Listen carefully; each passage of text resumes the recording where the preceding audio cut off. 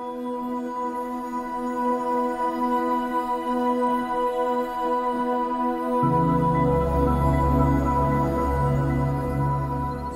warahmatullahi wabarakatuh. Selamat pagi ada guru besar, ada guru saya yang masih kecil juga, Dr. Asmini. Ada mantan bos saya juga, Dr. Sunartono. Saya masih pakai korpri Pak sekarang. Tadi setelah melihat presentasi dari saya, presentasi Dr. Alfian jadi teringat cemen ya. Udah nggak lihat ya? Stand up comedy yang di Indosiar atau ada stand up comedy setiap malam, itu lucu sekali ya Pak Cemen. Sekarang akan saya lanjutkan, ini bukan pengajian tapi saya pakai kerudung. Seperti disampaikan oleh Dr. Gunadi tadi, apa yang ingin saya sampaikan adalah tentang bagaimana kita merespon reviewer. Tapi sebelumnya mohon maaf, saya mau perkenalan dulu, kayak sepertinya banyak wajah-wajah yang saya juga belum kenal. Jadi saya Rina Triasih, saya dari bagian anak di divisi respirologi. Di respirologi kami ada berempat, jadi ada Dr. Roni Naning, itu subspesialisnya paru kanan. Cuma Dr. Amalia, beliau paru kiri. Saya juniornya, saya bagian T-helper, dari bagian disuruh-suruh presentasi dan sebagainya. Kemudian alhamdulillah dalam 4 tahun terakhir ini saya sudah bisa publikasi 16 publikasi internasional, dan tahun ini paling produktif ada 7 publikasi. Jadi saya mau sharing bagaimana untuk tips-tips respon ke reviewer. Bagi saya sendiri, kalau di reject itu bukan suatu hal yang menyakitkan, karena saya memahami bahwa saya tidak terlalu menargetkan publikasi saya terlalu tinggi, tetapi saya akan selalu mencoba pertama untuk yang impact faktornya tinggi. Begitu dapat yang impact faktornya tinggi di reject, mereka akan memberitahukan ke saya kenapa ini di reject. Dulu pernah karena ini retrospektif, jadi tidak masuk di scope kami. Oh, ini lebih cocok ke yang jurnal public health dan sebagainya. Tetapi yang paling membuat kita akan mempunyai pekerjaan besar lagi itu adalah pada saat kita mendapatkan respon dari reviewer, diterima dan ada responnya. Banyak hal yang harus kita lakukan. Oke.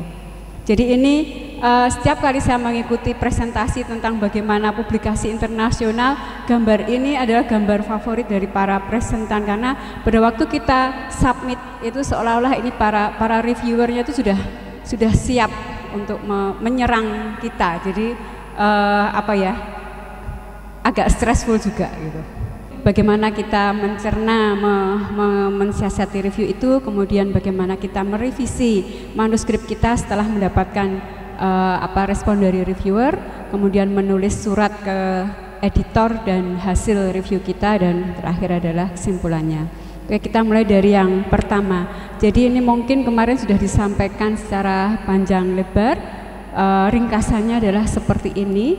Pada saat kita mensubmit, ini kemudian akan diterima oleh editor. Nah, editor ini akan men-screening apakah manuskrip kita ini sudah sesuai dengan persyaratan-persyaratan dasar yang ada di masing-masing jurnal, yang masing-masing berbeda. Masing-masing jurnal akan berbeda-beda requirement-nya. Kemudian bila ternyata memenuhi syarat-syarat untuk jurnal tersebut, biasanya adalah skupnya atau topiknya sesuai atau tidak. Kemudian editor ini akan menunjuk reviewer, dan dia akan menulis email dulu minta reviewernya mau atau tidak. Kalau mau, kemudian reviewer ini akan mereview jurnal kita dan memberikan recommendation. Kemudian editor ini akan mengumpulkan hasil dari reviewer tersebut, dan hasil akhirnya ini sebenarnya adalah oleh editor. Jadi reviewer ini hanya mereview dan memberikan rekomendasi. Karena walaupun saya pernah mereview jurnal, artikel saya tolak, tetapi ternyata akhirnya jurnal itu dipublikasi juga. Karena ada peer review tadi, tidak hanya satu satu reviewer gitu. Ada juga yang saya terima jurnal artikelnya itu, tetapi ternyata tidak dipublikasi. Nah dari situ saya juga belajar sebagai reviewer, oh yang ternyata seperti ini itu harusnya begini dan begitu. Nah selanjutnya ini ada keputusannya apakah dia ditolak atau dia diterima. Oke. Ini salah satu checklist saja sebelum dari sisi kita sebagai sebagai penulis, pastikan dulu sebelum kita submission, karena alasan utama ditolaknya jurnal kita pertama kali itu karena kontennya itu tidak sesuai dengan jurnal yang kita tuju, di samping kualitas dari metodologi penelitian kita. Jadi kita pastikan dulu bahwa jurnal kita ini tidak, atau artikel kita ini, manuskrip kita ini sebenarnya dia skupnya harusnya yang luas. Kalau skupnya hanya mewakili kota Jogja saja, itu kemungkinan ditolaknya tinggi gitu ya, karena tidak bisa digeneralisasi untuk digunakan secara luas. Karena jurnal itu kan akan mencari artikel yang kemungkinan disitasinya oleh penulis lain tinggi, sehingga akan meningkatkan impact faktor dari jurnal tersebut. Kemudian jurnal-jurnal atau artikel manuskrip yang ditolak itu biasanya yang sudah diketahui umum tentang topiknya itu, kemudian dia tadi skupnya juga limited dan novelty-nya dan signifikan dari hasil penelitiannya ini tidak bermakna atau tidak memberikan signifikansi untuk sumbangan ke ilmu pengetahuan. Selanjutnya tentang peer review.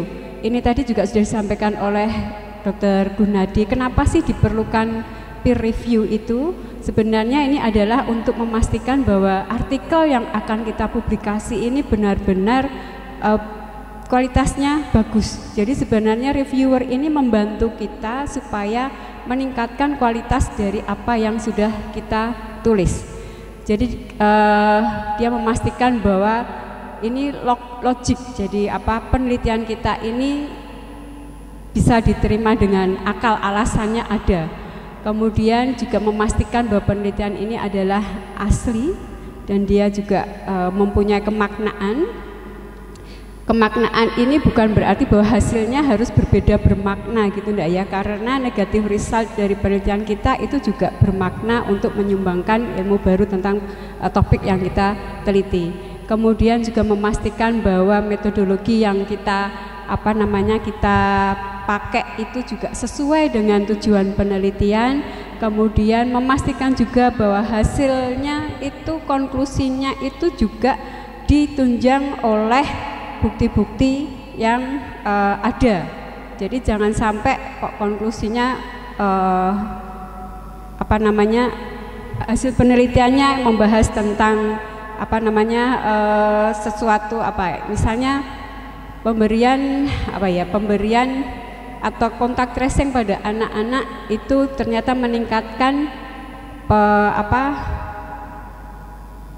case detection pada TB pada anak. Kemudian conclusionnya adalah perlu dilakukan penyuluhan misalnya untuk petugas-petugas kesehatan tentang kontak tracing ini. Padahal penelitian kita tidak membahas tentang penyuluhan, hanya menunjukkan bagaimana ini meningkatkan case detection rate. Jadi jangan memakai bahasa-bahasa atau kalimat-kalimat yang biasanya adalah kalimat Indonesia Raya tetapi tidak berkaitan dengan hasil penelitian kita. Kemudian yang nomor 5, ini reviewer itu tadi disampaikan Dr. Gunadi di cover letter kita bisa menulis reviewer yang kita inginkan dan yang tidak kita inginkan. Itu di salah satu jurnal mungkin seperti itu. Di jurnal yang lain pada proses pada waktu kita mau mensubmit itu sudah ada pilihan atau siapa reviewer yang kamu inginkan, siapa yang tidak kamu inginkan. Jadi tidak perlu ditulis di cover letter. Mengapa seperti itu? Karena jurnal ini mengapresiasi kita, menganggap kita tahu siapa sih expert in the field gitu. Jadi kalau kita penelitiannya misalnya karena bidang saya di TB anak, jadi saya dianggap lebih tahu siapa saja yang ahli di bidang ini. Kemudian kalau mereka ahli di bidang ini tentunya mereka menguasai, sehingga tentang referensi-referensi terbaru pun ini adalah juga merupakan tanggung jawab dari reviewer. Jadi reviewer akan tahu bahwa oh ini bukan punyanya si X yang disitasi ini. Oh ini harusnya sudah ada penelitian terbaru lagi tentang topik ini. Jadi dia nanti akan memberikan rekomendasi untuk menambahkan referensi. Kemudian jangan menyepelekan referensi, ya tadi sudah disampaikan Pak Cemen, Pak Alfian. Kalau kita mau menulis publikasi atau sekarang menulis tesis itu menurut saya wajib hukumnya kita pakai reference manager, mau pakai EndNote, mau pakai Mendeley, pakai Rehman dan sebagainya. Itu sudah UGM gitu loh. Kalau kita masih pakai yang manual itu menyengsarakan hidup kita. Apalagi jurnal-jurnal sekarang mintanya Vancouver. Kalau Vancouver begitu kita nambah satu referensi terus angkanya akan berubah. Nah itu nanti malah jadi hidup kita habis untuk urut ke referensi. Jadi pakailah EndNote atau Mendeley dan saya kira sudah ada kursusnya di perpustakaan ya sekarang. Mudah kok kalau belajar sendiri juga bisa. Oke, sekarang ini adalah kita ke proses reviewnya. Jadi tadi sudah disampaikan bahwa paper itu akan ditujukan ke editor, editor menunjuk reviewer, kemudian reviewer akan dikontak, kemudian reviewer mereview, kemudian ini akan disampaikan ke kita hasilnya, kemudian kita akan melakukan modifikasi atau revisi, kemudian submit kembali, kemudian ini akan dibaca kembali oleh reviewer sama editor, kemudian diputuskan apakah jurnal ini akan submit atau tidak. Di samping jalur yang biasa tadi, ada beberapa jurnal biasanya yang impact faktornya sangat tinggi seperti Lancet ini dia mempunyai initial editor reviewer. Jadi sebelum sampai ke reviewer, editor ini sudah men-screening, bisa men-screeningnya dengan cover letter seperti tadi disampaikan Dr. Gunadi. Dari cover letternya aja udah kelihatan bahwa ini tidak masuk ke jurnal kita gitu. Kenapa seperti ini ya? Karena dia menghemat waktu. Para reviewers itu orang-orang yang sangat sibuk dan mereka biasanya reviewer di beberapa jurnal. Jadi dia belum sampai reviewer sudah ditolak itu juga ada. Selanjutnya apa saja yang direview itu masing-masing jurnal berbeda. Ada masing-masing. Jadi para reviewer nanti akan diberi topik-topik untuk menilai bagaimana tentang originality-nya dan significance dari studi ini, misalnya bagaimana tentang akurasi dan sebagainya. Tetapi secara umum yang akan dinilai oleh reviewer adalah 3 hal ini. Kita bahas satu persatu. Tentang keaslian dan significance dari penelitian kita, itu akan dipertimbangkan apakah hasil penelitian kita ini memberikan suatu ilmu, suatu isu yang baru. Atau kalaupun dia tidak baru, apakah hasil penelitian kita ini masih dibutuhkan untuk mendukung suatu teori yang masih memerlukan hasil penelitian yang selanjutnya. Misalnya ada beberapa hasil penelitian yang masih kontroversi. Satu penelitian menunjukkan bahwa obat X ini bermanfaat untuk suatu penyakit, sedangkan penelitian yang lain tidak. Nah, penelitian kita ini menyumbangkan supaya nanti bisa untuk menyusun suatu meta-analisis misalnya. Kemudian yang ketiga, ini apakah konteksnya sudah sesuai, dan sekali lagi referensi ini juga sangat penting. Jadi jangan sembarangan mencantumkan referensi, apalagi kalau tesis mahasiswa S2 atau S3 itu referensinya sampai ratusan gitu. Begitu ditanya ini dibaca enggak gitu. Jadi dia cuma judulnya aja yang sesuai langsung dimasukkan. Kalau referensi kan harusnya memang kita merefer dan kita membacanya. Kemudian akurasi dan clarity-nya. Ini apakah ada benang merahnya gitu ya, scientific development-nya itu terlihat atau enggak di artikel kita. Kemudian tadi sudah kesimpulannya itu didukung oleh hasil penelitian kita yang kita tuliskan dalam riset. Kemudian yang nomor 3 ini juga membuat para reviewer bahagia, tidak marah. Saya kok malah ada marah-marah tadi banyak sekali disitasi dari Dr. Yodi kalau editornya atau reviewernya marah, tetapi kalau kita biasa menulis sesuatu itu dengan apa ya, menulis dengan sederhana sajalah, sederhana dan mudah dipahami, ini akan memberikan nilai plus. Kemudian ini juga self content, itu artinya bahwa penelitian kita ini menjelaskannya tidak usah merefer ke penelitian yang lain. Jadi seperti yang di dalam penelitian yang dilakukan oleh X tahun berapa gitu, tapi kalau bisa tidak terlalu banyak untuk merefer, itu kita self content. Kemudian gambar dan tabel ini juga tidak usah terlalu berlebihan, tidak usah banyak-banyak, kita yang sedang-sedang saja, tetapi dia sudah bisa menggambarkan apa yang hasil penelitian kita. Kemudian ini tadi adalah appropriateness-nya, dia sudah sesuai, scope-nya sesuai dengan jurnal yang kita tuju. Ini kesimpulannya tadi juga sudah disampaikan oleh Dr. Alfian. Jadi ada beberapa jurnal masing-masing berbeda kesimpulannya, tetapi secara umum apakah dia diterima tanpa revisi, ini sangat-sangat jarang. Kemudian mungkin revisi minor atau mayor, biasanya kalau yang ini dia diterima tetapi harus revisi, yang ini dia ditolak, kemudian tetapi dianjurkan untuk mensubmit kembali setelah ada revisinya, dan yang terakhir jelas-jelas dia ditolak. Ditolak itu ya karena papernya tidak adekuat atau bukan karena papernya jelek, tetapi tidak sesuai dengan konteks dari jurnal ini. Nah, bagaimana sekarang kita kalau menerima hasil review ini? Jangan bersedih hati, jangan terlalu stres kalau menerima hasil review yang panjang-panjang ini, karena ini Profesor Steinberg dari Yale University itu dia tidak pernah di salah satu jurnal ini tidak pernah ada jurnal yang langsung di accept without revision. Jadi semua jurnal mesti akan revisinya raketang, itu revisi di daftar referensinya. Revisi nama autornya nggak pernah ya, disuruh ganti nama gitu, nggak ada. Ada beberapa tipe reviewer, ini sebagai pengetahuan saja. Jadi ada reviewer itu yang jahat loh, yang dia sifatnya mencari-cari kesalahan, ada malah yang membunuh gitu. Jadi dia cuma ingin yang dicari kesalahannya saja, tetapi ada juga yang manut-manut saja. Oh, oke, ini udah bagus, ya Pak Tino Sidin lah, semuanya bagus gitu. Jadi ada kemungkinan bahwa kita akan mendapatkan reviewer yang jahat tanda petik, tapi tidak apa-apa, tidak usah dimasukkan ke hati.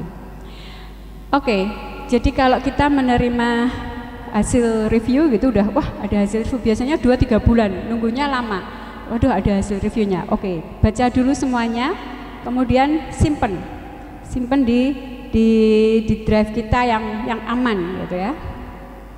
Terus jangan pikirkan hasil review itu ya, karena mesti banyak sekali dan bikin kita agak mual gitu, mual muntah gitu. Lupakan saja, seminggu udah kita pergi dulu cuti gitu. Terus setelah itu balik lagi, baca lagi pelan-pelan, baru kita mendiskusikan hasil review ini dengan co-author kita ya. Jadi nanti kalau sudah pernah merasakan menerima review, memang yang nomor 2 ini penting gitu, karena begitu menerima pertama, waduh kok banyak banget ini yang harus direvisi. Terus sekarang setelah itu kita merevisi paper kita.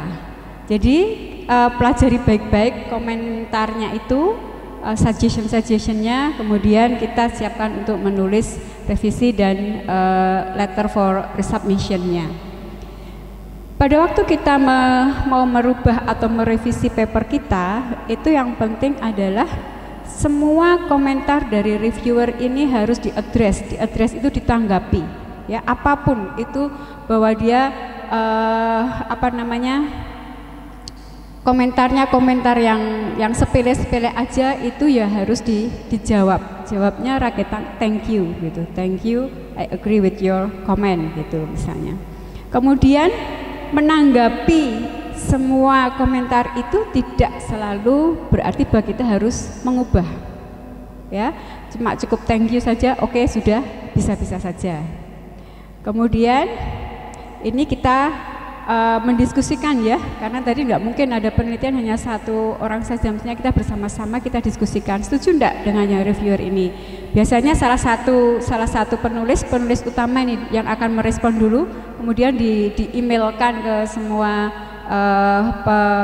penulis yang lainnya, co-authornya, untuk minta tanggapannya. Yang di sini ini kita mau menjawab seperti ini, bagaimana? Apakah kita ubah atau kita tetap pada tulisan asli kita? Itu. Tetapi yang paling sering itu bahwa mengubah seperti yang diinginkan reviewer itu adalah cara yang paling mudah dan paling aman. Jadi kalau reviewer sudah diikuti biasanya dia senang-senang saja dan kita akan kans untuk dipublish itu lebih tinggi. Selanjutnya tadi kita mengadres, kemudian address tidak berarti dia itu mengubah, dan mengubah itu tidak berarti dia revamp. Revamp itu perubahan besar-besaran gitu ya. Nah, bisa saja kita cuma mengganti kata-katanya atau menambahkan referensi atau menambahkan gambar atau tabel yang diinginkan oleh reviewer itu. Yang sering membuat kita pusing kepala itu adalah pada saat kita harus terutama ini yang paling susah, mengerjakan lagi penelitiannya. Wah, ini pindah jurnal aja. Tetapi pada waktu kita harus kembali lagi ke data mentah kita, karena kadang-kadang mereka menanyakan, ini kan harusnya tidak begini. Waduh, data mentahnya harus dibuka lagi. Jadi kita buka ke epidatanya atau kembali lagi ke SPSS atau ke Stata. Jadi kalau mau menulis itu sebaiknya filing dari data-data kita itu dibuat yang rapi. Karena sangat mungkin kita menulis sekarang, publikasinya 2 tahun lagi. Itu bukan sangat mungkin, sangat sering seperti itu. Jadi publikasi sudah penelitiannya tahun 2015, kita baru publikasi 2017. Nah, ini yang harus selalu diubah pada manuskrip kita kalau di review itu kalau ada error teknis. Itu. Jadi tulisan-tulisan titik, koma harus seperti ini, itu sudah tugasnya reviewer dan kita harus mengubahnya. Kemudian referensinya juga salah, ini juga harus diubah. Kemudian kalau ada kata-kata di mana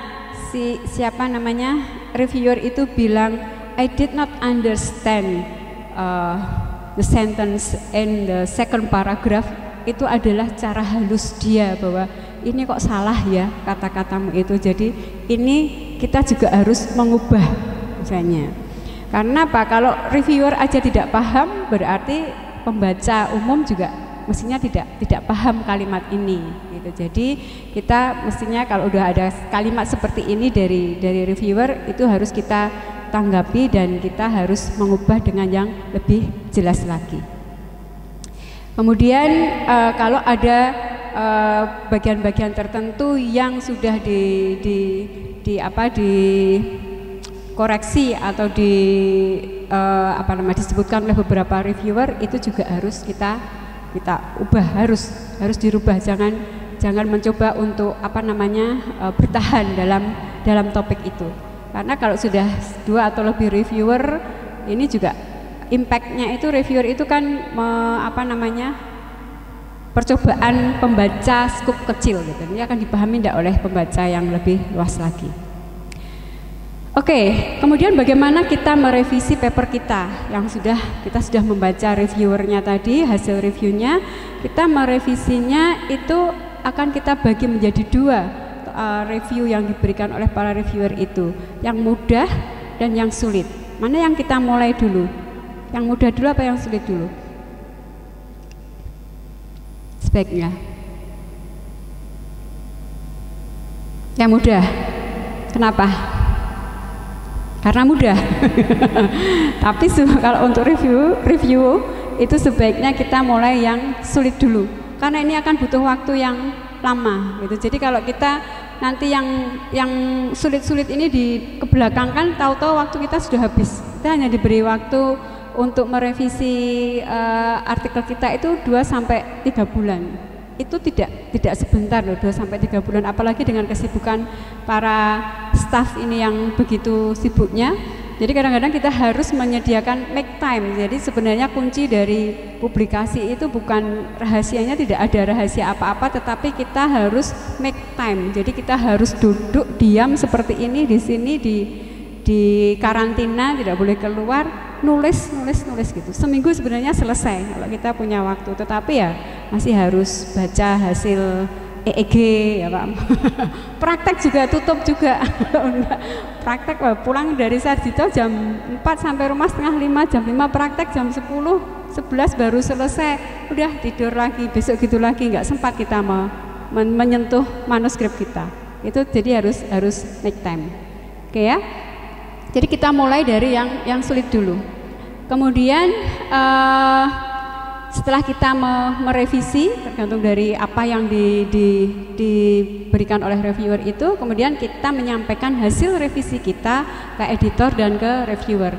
Jadi kita buat surat untuk editor yang isinya adalah ringkasan dari perubahan-perubahan atau defense kita, bahwa menurut kami ini tetap seperti itu karena begini begitu.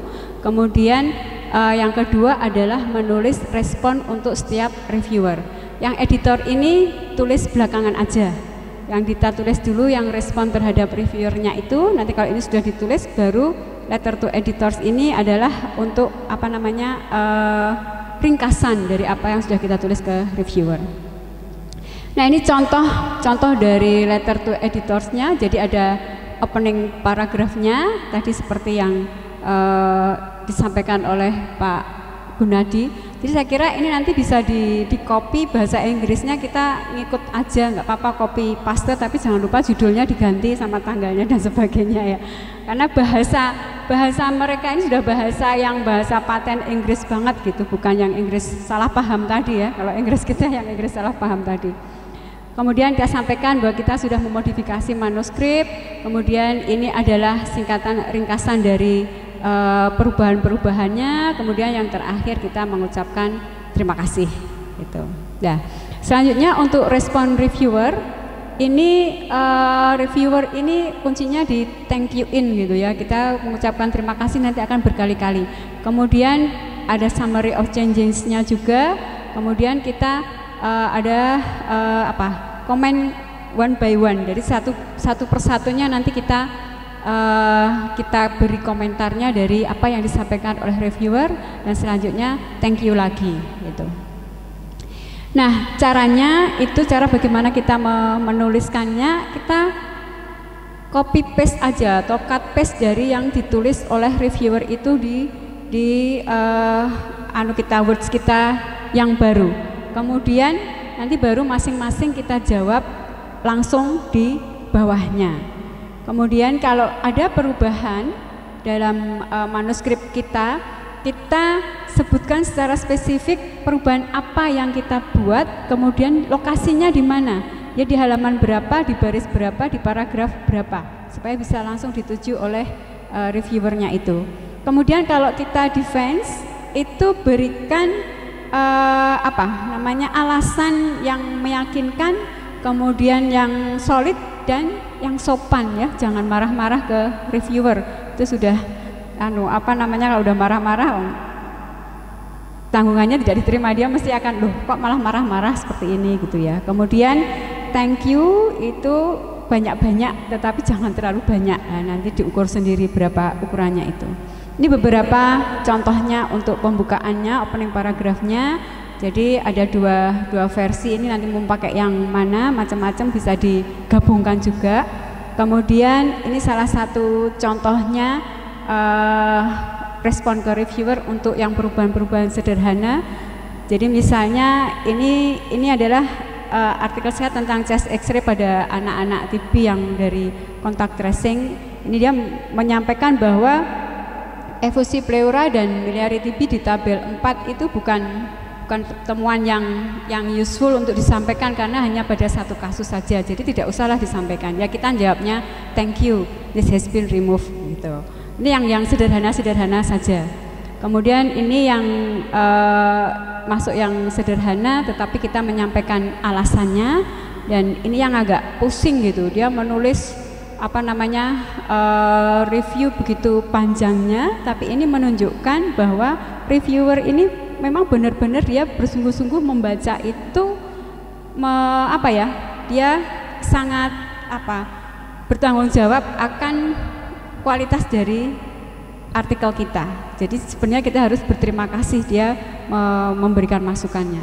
Nah, yang seperti ini nih yang bikin mual-mual lagi, karena kita harus kembali lagi ke data kita yang data mentahnya. Nah, salah satu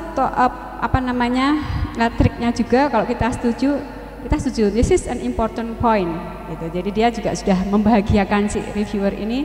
Kemudian kita sampaikan bahwa ini saya tetap akan menuliskan ini karena alasannya begini. Jadi kan oleh reviewer tadi disuruh mengganti, tidak usah yang simptomatik asimptomatik untuk dituliskan, tetapi kami menganggap ini penting karena begini.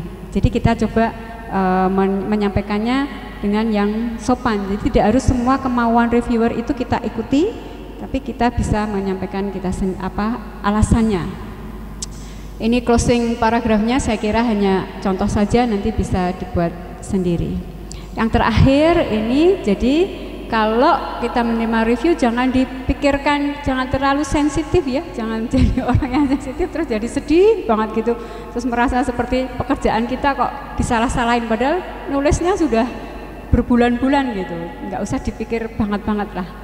Kemudian kita juga harus sudah siap-siap nih, kalau submit mesti akan ada salah satu reviewer yang dia akan agak tajam, agak kejam gitu. Selanjutnya pada waktu kita mengadres reviewer ini, kita jangan lupa yang mengerjakan yang sulit dulu, kemudian ini kita komunikasikan perubahan-perubahan yang kita buat, dan jangan lupa kita diskusikan dengan co-author kita. Saya kira itu saja yang bisa saya sampaikan tentang respon reviewer. Terima kasih.